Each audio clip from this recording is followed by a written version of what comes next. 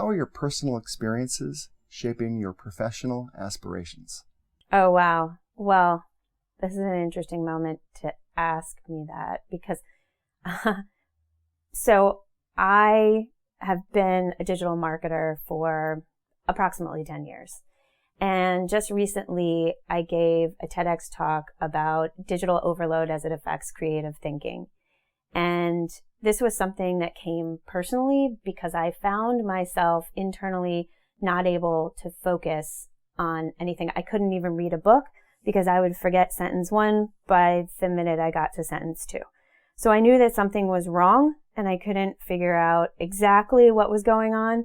But through the writing of this talk, I realized not only do I have a balance issue with my usage of my phone and digital devices, but I have an actual addiction to it.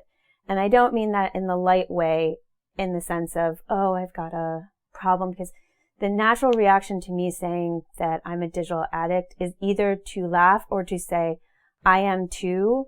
But Betty Ford, when she came forward as one of the first people to say, I'm an alcoholic, was similarly ostracized. People made fun of her. And that's because in her day and age, drinking was just a part of everyday life, just like smoking was. And it is today the same with our usage of digital devices. It is so ever present that no one thinks of it as an issue, but the actual chemical reaction, which is a dopamine release, is very similar to every addiction known to man. So when you get an email, a text message, a Facebook notification, you get a little dopamine release.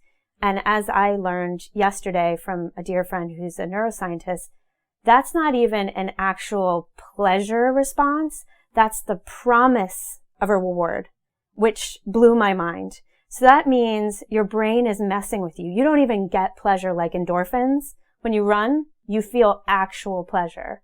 When you get a dopamine release, it's just the promise of reward with no actual reward, which made me angry because I realized that being that I am an addict, I was running towards something that didn't exist, right? So, okay, I had this massive catharsis of I have this problem. This problem is sort of like being a food addict because you need to eat to survive.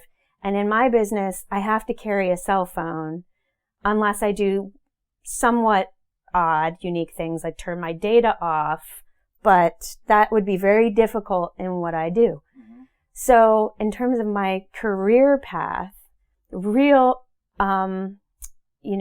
I won't swear, but the O moment is, what do I do now? If I have a balance issue, does the alcoholic go back into the bar? Does the alcoholic say, well, that's not exactly healthy for me and that industry requires it, so maybe I'll do something else with my time? Or find people that, do take the moments they need to and are more strategic, insightful. I don't know the answer to that, but that's the path that I'm on, where I want to be healthy. I always say to my friends, I just got my brain back. I don't want to lose it again. And that's not a joke because I've done enough cognitive testing now to know exactly what my memory was at. And in December, my memory was 400% worse than it is today. And I do cognitive tests 3 times a week. My problem-solving capabilities were 70% below average. And I was in the math league when I was in high school. Now, a lot of people can just say, well, that could be a myriad number of causes, and I agree with you.